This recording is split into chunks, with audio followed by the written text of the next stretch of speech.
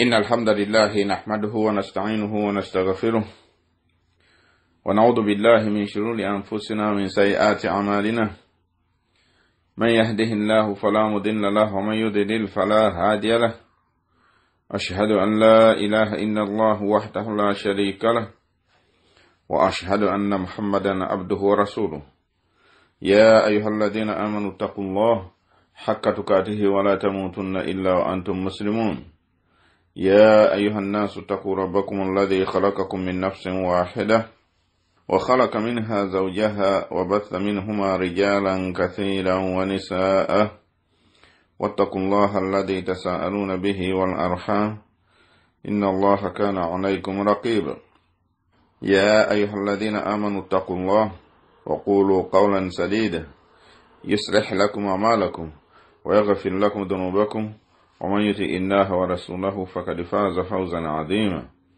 أما بعد إن أصدق الحديث كتاب الله وخير الهدي هدي محمد صلى الله عليه وسلم وشر الأمور محدثاتها وكل محدثة بدعة وكل بدعة ضلالة وكل ضلالة في النار matendo gonna malungi n'amajuvuga Allahu azza wa jalla tumutendeza ntumusuuta tumwanjagira sokusasana emirembe ku mbaka wa Muhammadin sallallahu alaihi wasallam oyo gwe yatutumira nga kyakusaasira eri ebitonde byonna tumwanjagira atasombisitaani okutulabankanya okutujja ku mulamwa tukimanyi bulungi nti omulamu ogwatutonza kusinza Allahu azza wa jalla mu bwomu bwe awatali kumugattako kintu kirala kyonna wama khalaqtul jinna wal insa illa liya'budun tewaliwo nsonga lwaki yatonda abantu n'amajinni okujjako kumusinza mu bwomu bwe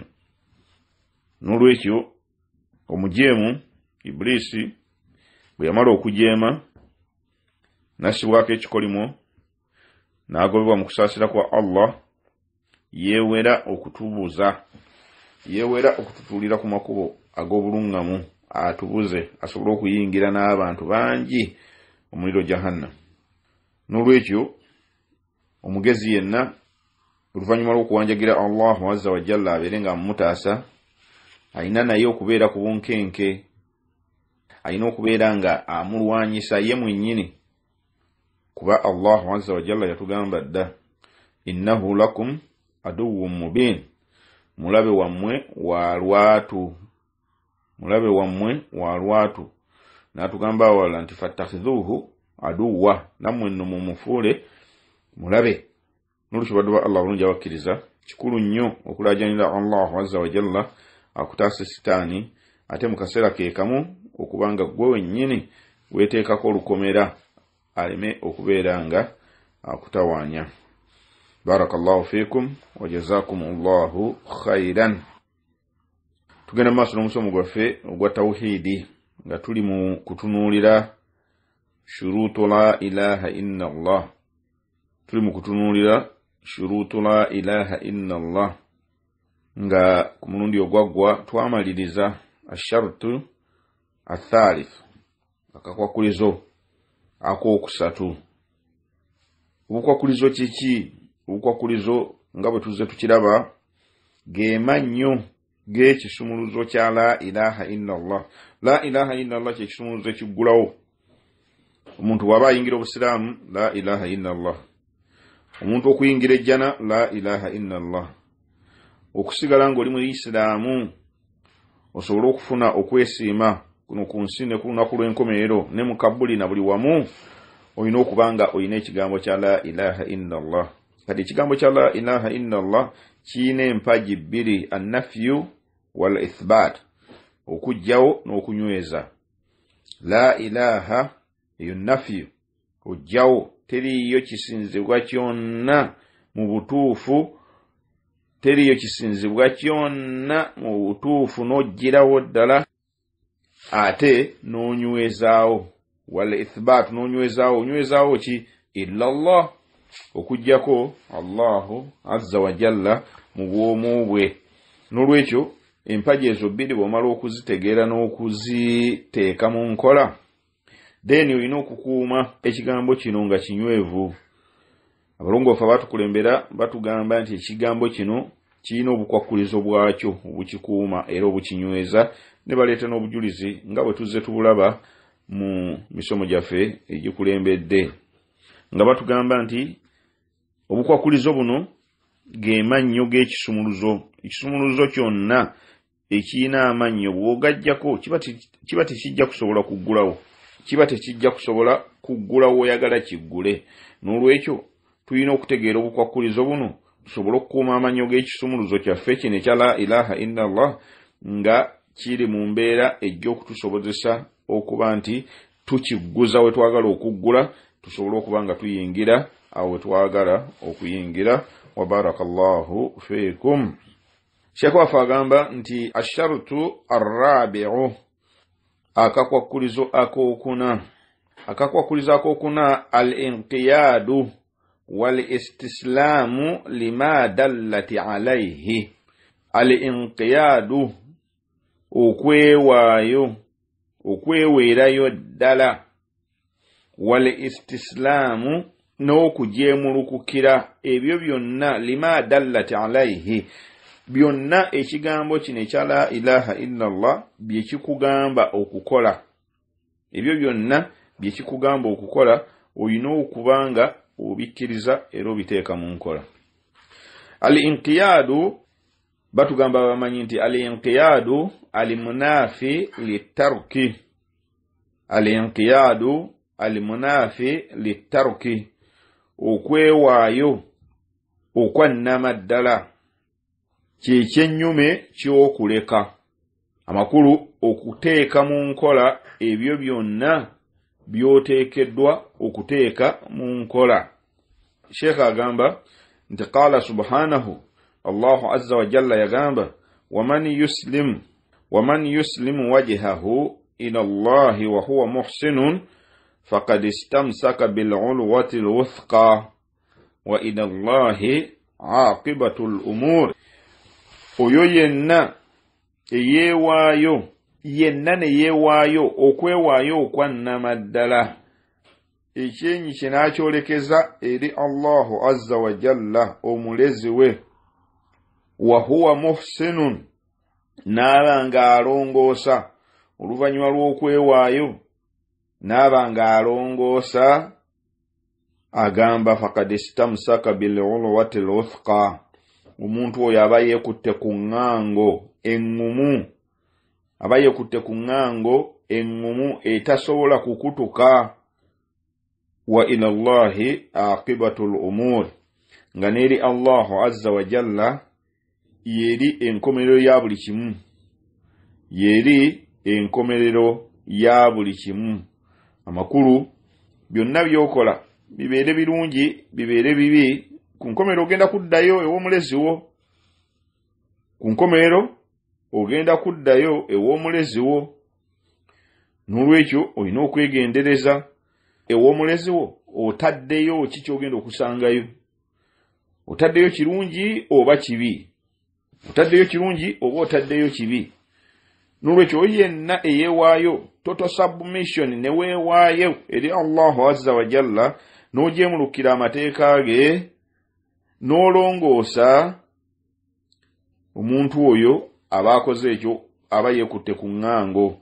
Sheikh agamba wansi wano nti Allah subhanahu wa ta'ala okugamba nti nno waman yuslimu wajhahu, oyo yenna yewaddeyo n'ayolekeza ekyenyi kiri Allah, ayi yanqaadu, amakulu yewaddeyo olwewaayo olwannama ddala.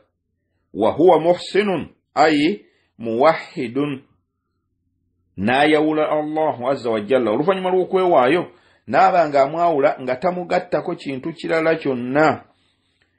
Wa bil ulwati al-wuthqa, ayi la ilaha illallah, kyekigambo kya la ilaha illallah.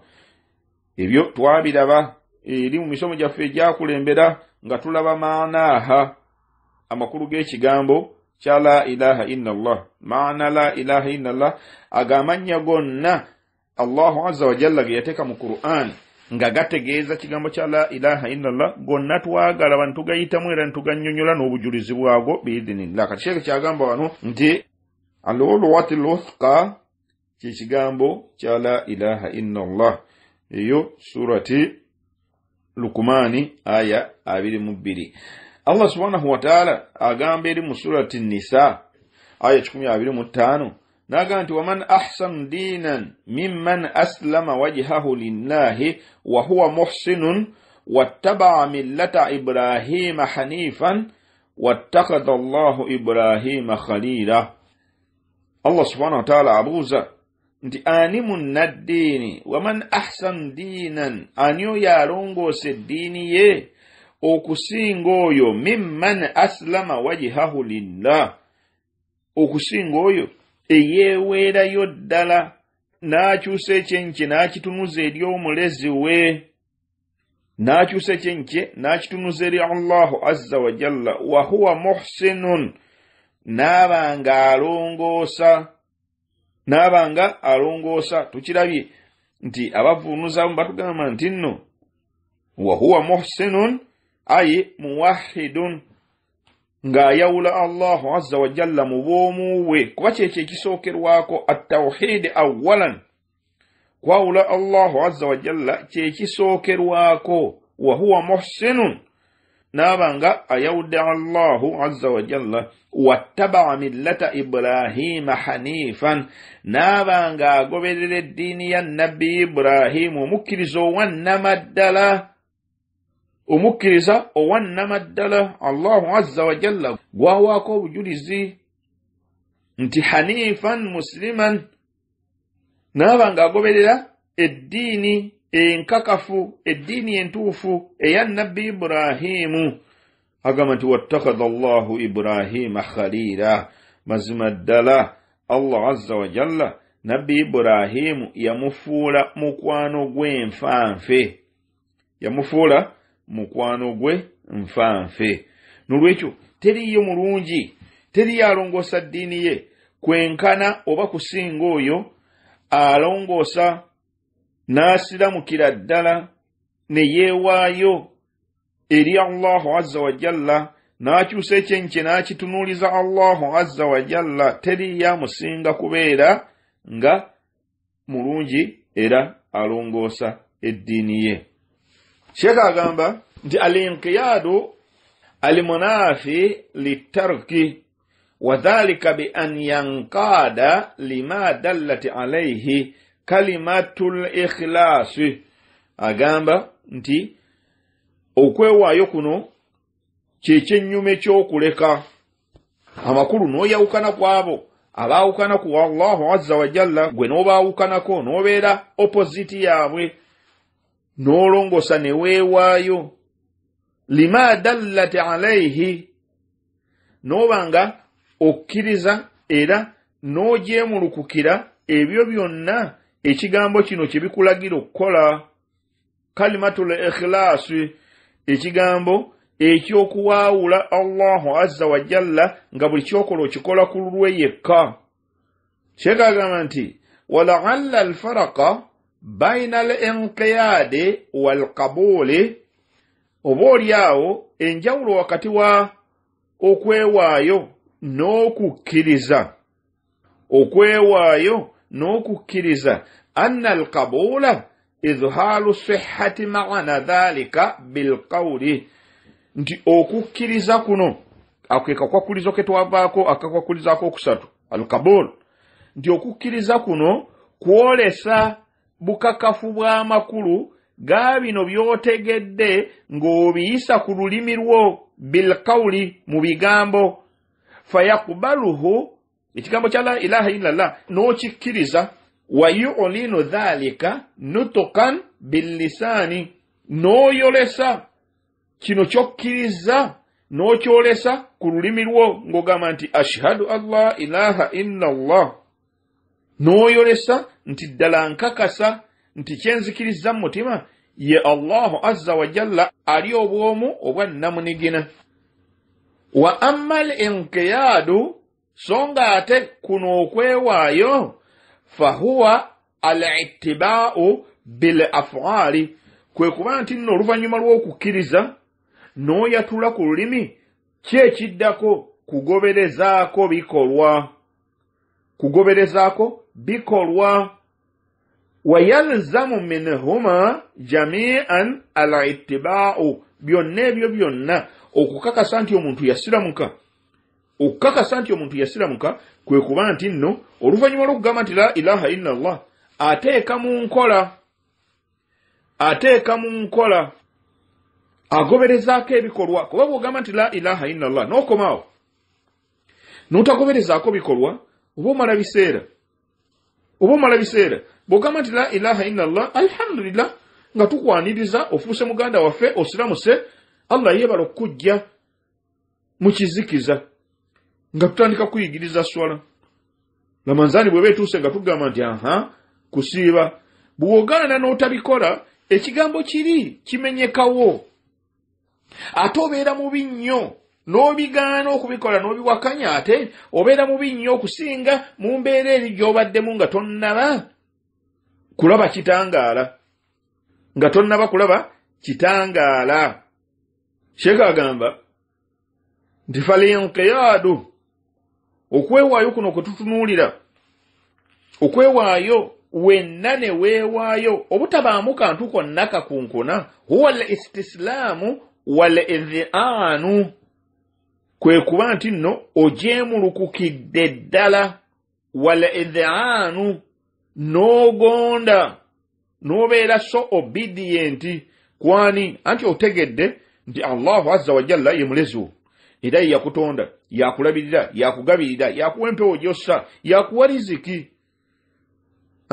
agamba ki akugambye nti musinze mu bwomu bwe ekyakutondesa wama khalaqtul jinna wal insa illa liya'budun akugambye ekyakutondesa kumusinza kakati ayagala ki Nabbi sallallahu alaihi wasallama n'atandika okubuulira Allahu azza wa jalla byayagala bunya al-islam ala khamsin Obusiraamu bwazimbirwa ku mpagi 5 shahadatu an la ilaha illa Allah kigambo kya la ilaha illa Allah oyingidde mu Busiraamu wa iqami s-sala wa ita'i zaka wa sawmu ramadana ebyo byonna kusala kutola zaka kusiba ramadani wa hijjul bait man istata'a ilayhi sabila n'okulambula ennyumba ya Allah ebyo yalina obusobozi kati ebyo bw'obiteeka mu nkola oba onywesezaawo ekigambo kino kye wayogera wa adamu ta'aqubi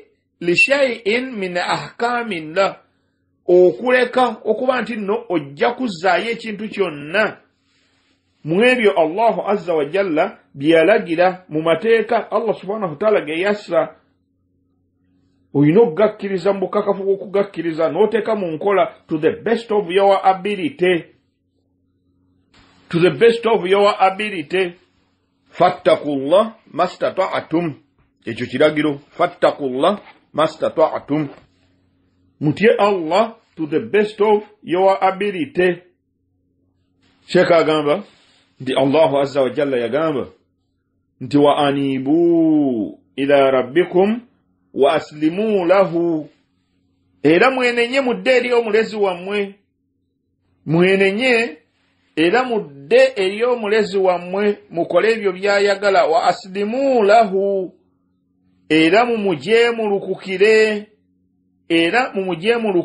mweweeyo total submission mweweeyo okukola ebyo byonna byayagala Allah subhanahu wa ta'ala agamba nti min qabli an yatiyakumul adhabu thumma la tunsalun bino byonna byakwagaza okukola oyina okubikola ng'ekiseera kiri tekinnaba kujja kiruwa ekiseera ekyokufa min qabli an yatiyakum nga temunnaba kutuukibwako al-adhabu nga temunnatuukibwako bibonerezo oba bibonyoobonyo olw'obujeemu buno bwe mukoze n'olwekyo mwanguwe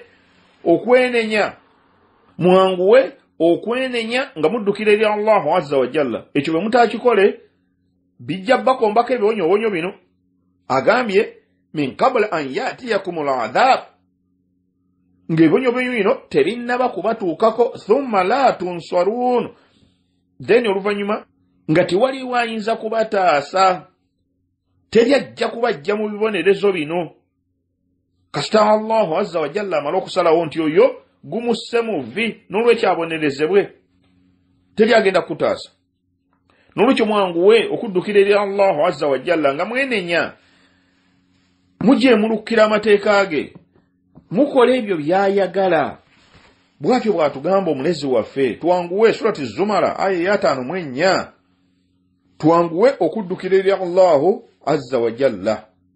Sheikh agamba nti wa min al-inqiyadi aidan lima jaa bihi an-nabiy sallallahu alayhi wasallama okwewaayo okwogerwako kutuli mu kwogerako wano okwewaayo kwa namaddala era mugenderamu n'okukkiriza n'ojeemulukuka n'ogondera ebyo byonna omubaka Muhammadin sallallahu alayhi wasallama byajja nabyo alidha bihi n'osiima byonna ebyo byajja nabyo wal amalu bihi n'okubikolerako duna ta'akkubi au ziyadati au nuqsani okwewala okuba nti obiwakanya au ziyadatin oba okwongeramu n'ozuula mu ddiini kullu bid'atin dalala wa kullu dalalatin fi nnaari buli kyonna kyoyongera mu ddiini bubuze ate buli bubuze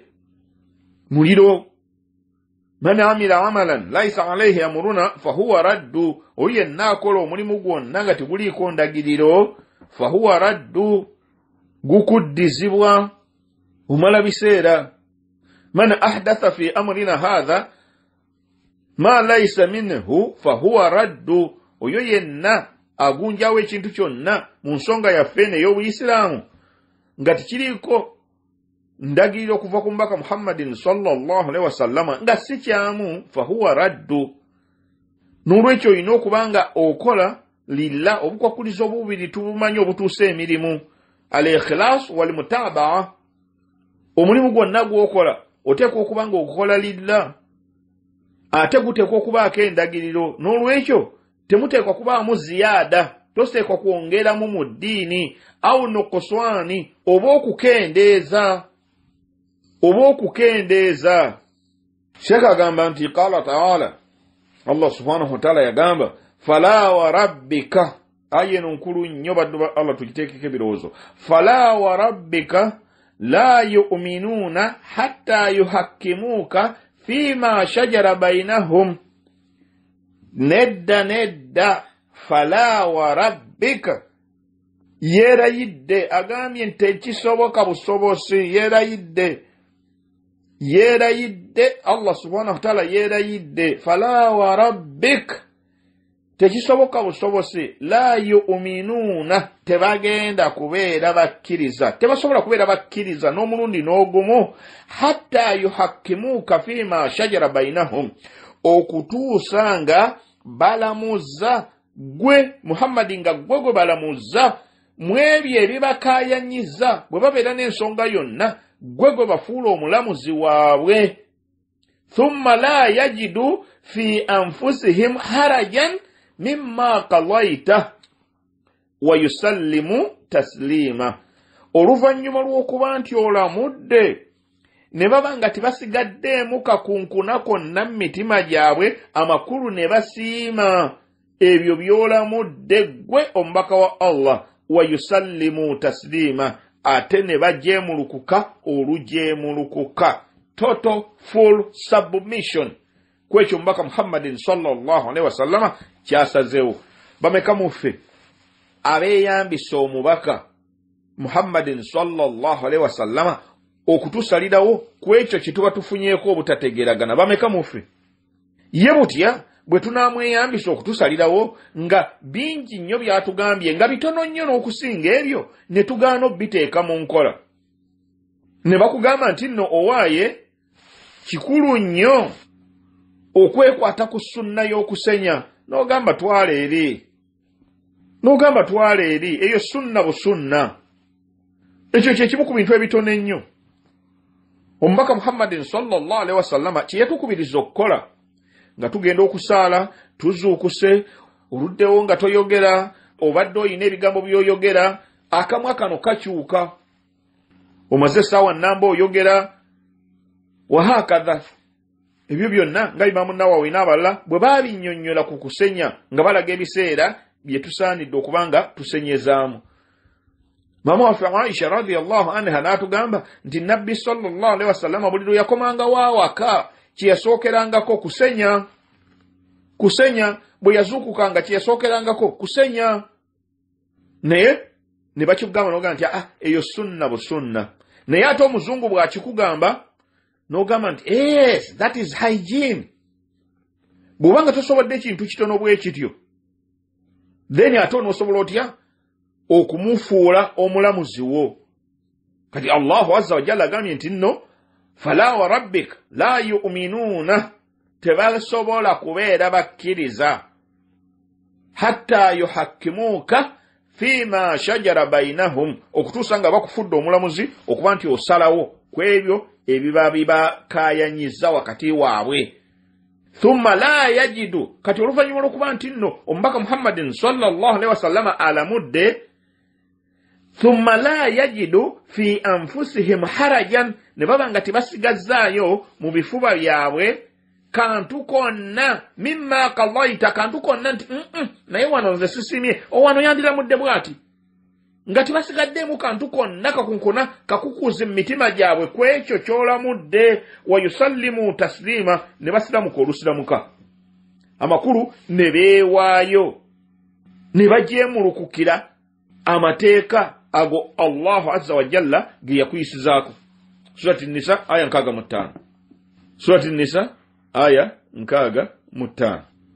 Sheikh agamba nti waman lam yuslim wajhahu ila Allah, oyo agaana okwewaayo eri Allah n'agaana okukyusa ekyenyi kye okukitunuza eri Allahu azza wa jalla, walam yaku muhsinan, n'agaana okwawula Allahu azza wa jalla, fa innahu lam yastamsiku bil ulwati al wuthqa, omuntu oyo aba talina chansi ya kwekwata ku ŋŋango eri gye twalabye, aba talina chansi ya kwekwata ku ŋŋango ey'eŋŋumu. Abakulu aba talina kigambo kya la ilaha illa Allah. Wa huwa al-ma'niyu biqawlihi ta'ala, Allah subhanahu wa ta'ala agamba nti waman kafara, jukira aya eri gye twalabye, waman yuslimu wajhahu ila Allah wa huwa muhsinun faqad istamsaka bil urwati al wuthqa wa ila Allahi aqibatul umuri. Eyo aya yabiri mu 2 surati Luqmani. Kati aya eddako wansi eyabiri mu 3 Allahu azza wa jalla agamba nti waman kafara fala yahzunuka kufruhu. Owayigwe Muhammad ali ku Nabbi sallallahu alaihi wasallam gwagamba nti oyenna abawakanyiza obwomu bwa Allah n'abuwakanya n'agaana okumwawula mu bwomu bwe, tekukunakuwazanga, tofunangamu okunakuwala kwonna nti agaanye okusiramuka. Tekikunakuwazanga. Lwaki? Ilaina marji'uhum, eno gye tuli. Amakulu eri Allahu azza wa jalla yeri obuddo bwabwe, yeri obuddo bwabwe. Oyenna eyesulamu akambayaye neyefuula jabbaalu, neyefuula omunene, neyefuula ow'amaanyi, bakugamba gondera amateeka ga Allah nga gwe teweefiirayo, weetwala okuba nti oli munene, oli w'amaanyi. Ilaina marji'uhum, eno gye tuli yeri obuddo bwabwe. Fanunabbi'uhum bima amiru, ekiseera kijja kutuuka bajje tubabuulire ebyo bye babadde bakola ku nsi, tubabuulire bye babadde bakola ku nsi. Inna Allaha alimun bidhati sudur, mazima Allahu azza wa jalla mumanyi nnyo ow'ebyo ebiri mu bifuba byammwe. Buli kyolina mu kifuba Allahu azza wa jalla akimanyi. N'olwekyo teweeyibaala n'olowooza nti nze ndi wa bbeeyi, banansanga wa, ndi w'amaanyi, nina obusobozi obwa buli kimu. Zikusanze. Ojja kufa oddeyo eri Allahu azza wa jalla akukwateko. Weerabidde bwe yagamba eri mu surati al-Jumu'ah, qul inna al-mawta alladhi tafirruna minhu fa innahu mulaqikum. Bagambe gwe Muhammad nti mazima ddala inna al-mawta alladhi tafirruna minhu, okufa kwe mudduka, kwe mutya, kwe mudduka, fa innahu mulaqikum kujja kubasanga mwagala temwagala ne buno zimbe ekikomera nga kiriko futi meka notekako n'amasanyalaze n'essengenge n'amacupa okufa kujja kusanga. Gaddafi yayina embiri, yayina abakuumi. Saddam yayina Republican Guard, very powerful. Aina huma baliwa bagenda nawe jagenda nange njagenda buli omu ajagenda n'olwekyo teweebaala weeteekere kyojja okusanga yeeri. Fa innahu mulaqikum okufa kuno kujja kubasanga mwagala temwagala. Thumma turadduna ila alimi al-ghaibi wash-shahada oluvannyuma muzzibweyo ebyo yamanyi al-ghaibi wash-shahada ebitalabika n'ebyo ebirabika. Fayunabbi'ukum wanwenjagala fayunabbi'ukum bima kuntum ta'malun.